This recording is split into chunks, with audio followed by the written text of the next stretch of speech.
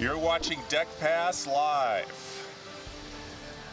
Beautiful shot of the Indianapolis skyline in the backdrop there, and here we are inside the Indiana University Natatorium for the fourth of 6 stops of the TYR Pro Swim Series.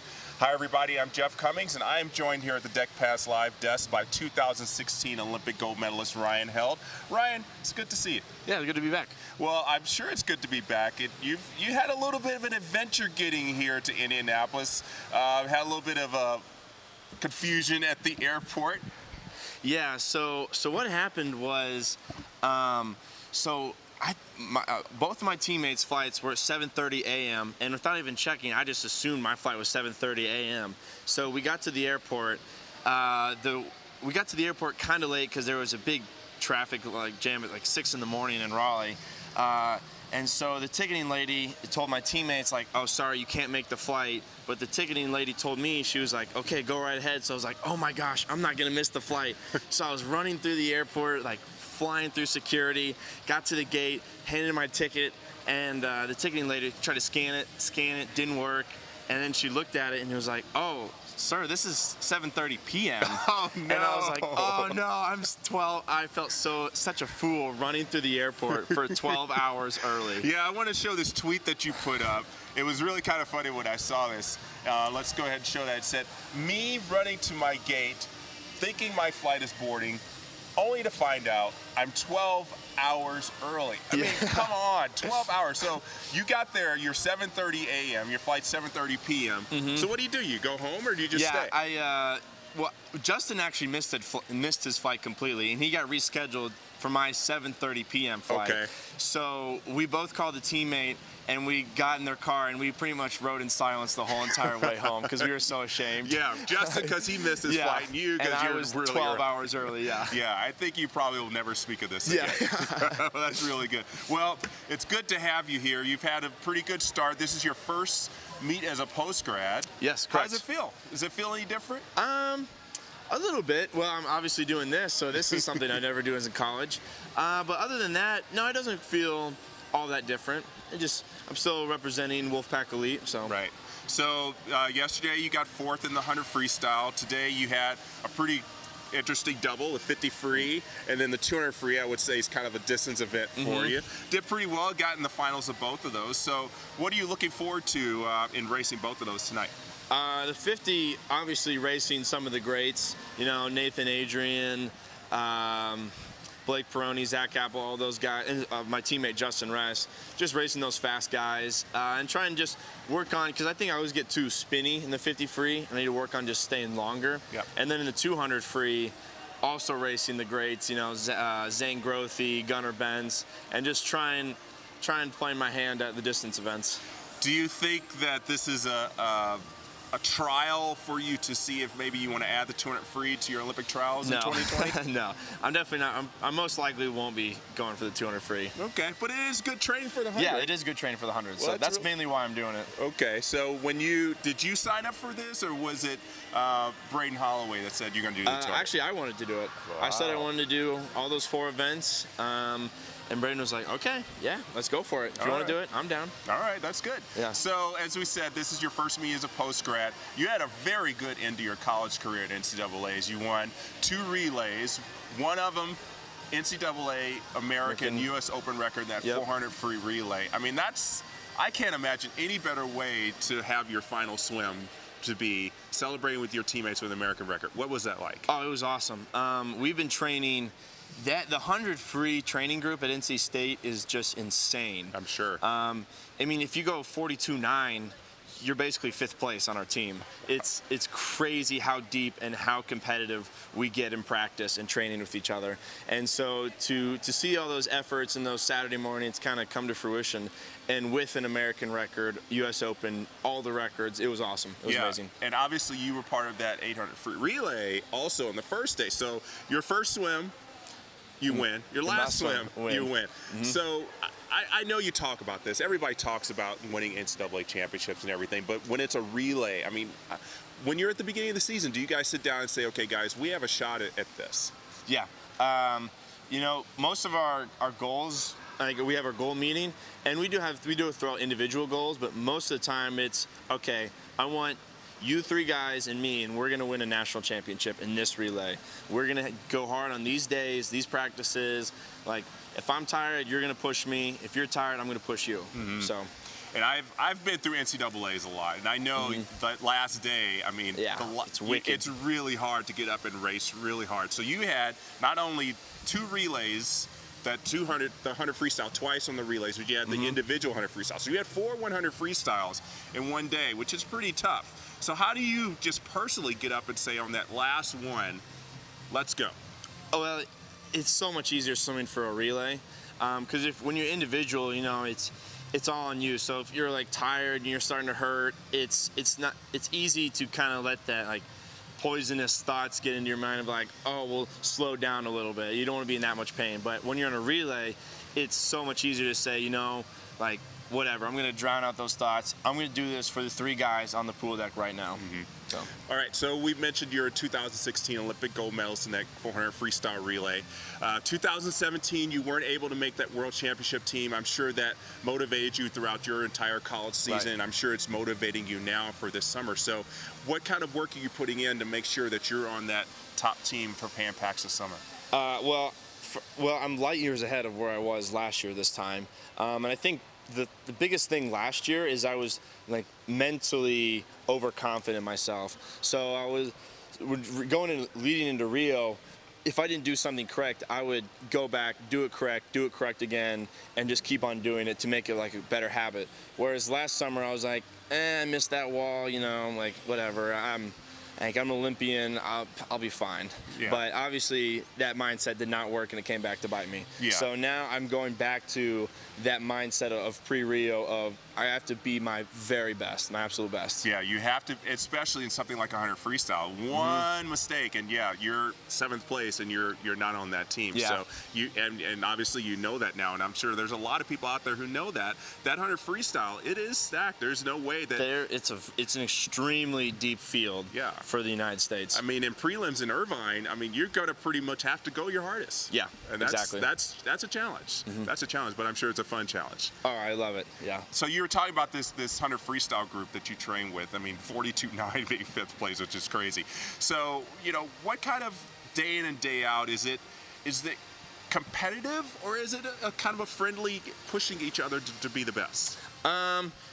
Well, I'm not gonna lie. There are some days where we get competitive, where some guys do not like being beat by others. Yeah. But we have a rule at NC State. We take no harm and we mean no harm, and we leave it all on the pool deck. So once we exit the pool deck and we go into our locker rooms, you know, it might be a little quiet, but we're back to being normal. That's and then good. Once we go to the dining hall, we're back to being like, I mean, not that we're not friends, but we're back to like laughing, goofing off with each other. But in the practice time, sometimes, yeah, we get very competitive. I'm sure it does. I'm sure that's what sprinters do. Yeah. All right, so how much more time do you have until you get your degree? Semester left. Semester left. And I saw it's fisheries and conservation? Yeah, so the official title is Fisheries, Wildlife Management, and Conservation Biology. But I'm more towards conservation biology. Okay. So that's more of like working with urban ecology, green technology, conservation of natural resources. Okay, that's very good. It's very good that you're saving the planet. I'm sure it's going to be very helpful. So what kind of, if you were to say, if someone were to call you for a job tomorrow, what would that dream job be in that field? I would like to, well, it'd probably be like some kind of forestry corporation, agency. And so I'd love to go into conservation logging. So trying to find the most marketable value of a plot of land, marketable value of the wood on that plot of land, while also being the least ecologically invasive. That's very good. I'm really glad to hear that, Ryan. Good luck with that one more semester. Yep. Thank you so much for joining us today. Thank you for having me. Good luck for your finals tonight. 50 free, 200 free is very good swimming. Thank you. All right, so Ryan's going to be in the 50 and 200 freestyle tonight, and the point totals tonight are going to be really exciting for that overall TYR Swim Series leaderboard. As you see, Zane Grothy has a 7-point lead over Chase Kalish. Chase is going to be back tonight. Zane's going to be back tonight. They're both going to be doubling up tomorrow, I believe. And then Taylor Ruck extending her lead. And then you know, Katie Ledecky is going to be building on that, so don't count her out at all. So you got to want to be able to tune in tonight to see how those point totals shift throughout the meet. All right, we're going to take a quick break. We'll be right back at Deck Pass Live. Thank you, sir. Yeah, thank you. That's good. Yeah, great.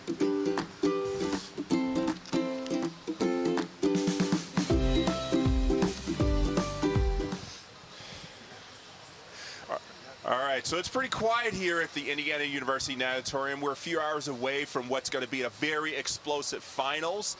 And so we want to kind of highlight some of the races that we saw in prelims that are going to be really good for finals tonight. We want to start you off with the women's 400 individual medley. And the first heat kind of looked like a little pre-finals race. We had Katie Ledecky, Ella Easton, Melanie Margalis all kind of doing a little bit of strategic planning there to set up for what could be a really fun final tonight. So we had Ella Easton in lane 2, Katie Ledecky in 3, Melanie Margalis in 5. Last 50 here, of course, Katie Ledecky turning on the engines, and when it's Katie Ledecky in the pool, nobody's going to outsplit her, and so she's going by Margalis and Easton there.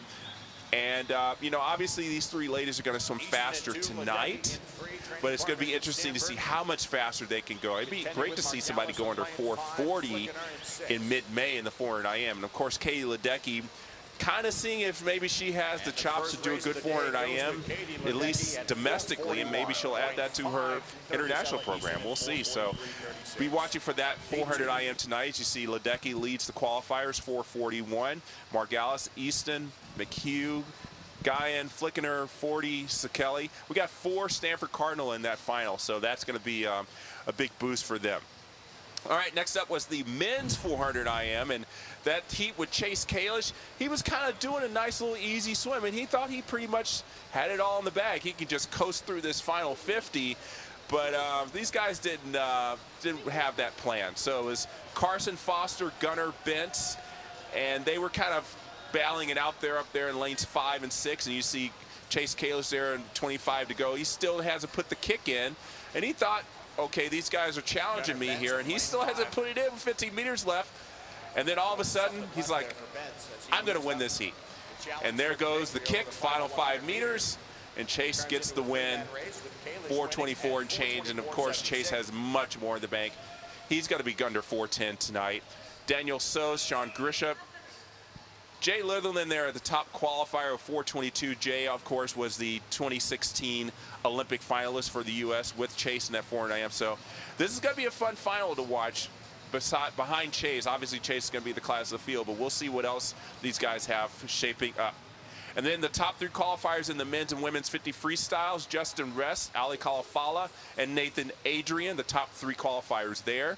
And then this is going to be a great women's 50 free. Simone Manuel and Taylor Ruck 1-2 in the 100 free last night. Taylor was first, Simone was second, and then Margot Gear was third. All right. So obviously, you know, we've been talking a lot about the pro swimmers here, these elite swimmers who have been doing this year after year after year, coming to this meet. But it's be interesting to see what it's like to talk to someone who has never been here, who has never experienced this in their life. I'm here with Victoria Valco of the Fish from Virginia. She is here at her first TYR Pro Swim Series meet. Victoria, you're about to swim the 100 for your first race. How are you feeling? I'm feeling pretty confident. I warmed up well, and I've been eating well, so I feel pretty good. What's it been like walking on the same pool deck as people like Simone Manuel, Katie Ledecky, Nathan Adrian, all these Olympic champions? It's pretty cool. Try not to do something embarrassing or say something funny or anything, but yeah, it was really cool seeing them walk around. Do you think you've done something embarrassing? I don't know, because during warm-ups on the first day, we were testing out the backstroke ledges, and I was the guinea pig of our group. And I remember seeing Nathan Adrian move over 2 lanes to watch me, and it was kind of intimidating. But I mean, he was smiling because I didn't know how to use it, so I guess. That's okay. It's not too embarrassing. He probably doesn't use it. He isn't some backstroke, so it's okay. So talk about this race. I mean, 100 freestyle. Is it your best event? No, the 50 free, but I'm a sprinter, so. You are a sprinter. Okay. So coming all the way here from Virginia to Indiana, this is a really spectacular pool. What do you think about it? Yeah, it was really big, and I was really surprised to see how it would be. All right, so 100 free and 50 free are your events. How close are you to qualifying for trials? Have you qualified for trials yet? No, I have not. How close are you? I think in the 50 free, I'm like a second or so. So you got 2 years to drop just a second in the 50 free. I think you can do it. What's your motivation? How are you motivating yourself to make sure that happens? I think just training harder and having a better attitude towards like doing events that you don't really want to do, or like having a better attitude to going to practice will help. And you're on a team that had the great Kate Ziegler, former world record holder in the mile, Olympian and everything like that. Just seeing her name probably on record boards. I know she's a miler, you're a sprinter and everything, but you know, just seeing what she has accomplished in her life, coming from the same team, same coach, does that motivate you as well? Yeah, it does, because I recently moved up groups with her coach, so training with him will be much better, and it'll be harder, but you got to work through it to be better. Absolutely, Victoria. Good luck at this meet, and thank you very much for stopping by. Thank you so much. All right, so a great first meet here for Victoria Valco at the Pro Swim Series. I'm sure the memories that she's had here will be with her forever. All right, so that's going to do it for us here on Deck Pass Live. We're going to be back at about 8:30 p.m. Eastern, so don't want to miss that. After the A and B finals, we're going to have a very exciting guest. You see there, Cullen Jones is going to be here, talk about a lot of stuff. I've been chatting with Cullen Jones a lot this past year, and he's got some interesting things to talk about. Things have been happening in his life, so it'd be interesting to share that. So you definitely want to be here. It says 8:45 p.m. and we're going to talk about finals. Cullen and I are going to have a little chat. You don't want to miss it. So thanks everybody for joining us, and we'll see you tonight.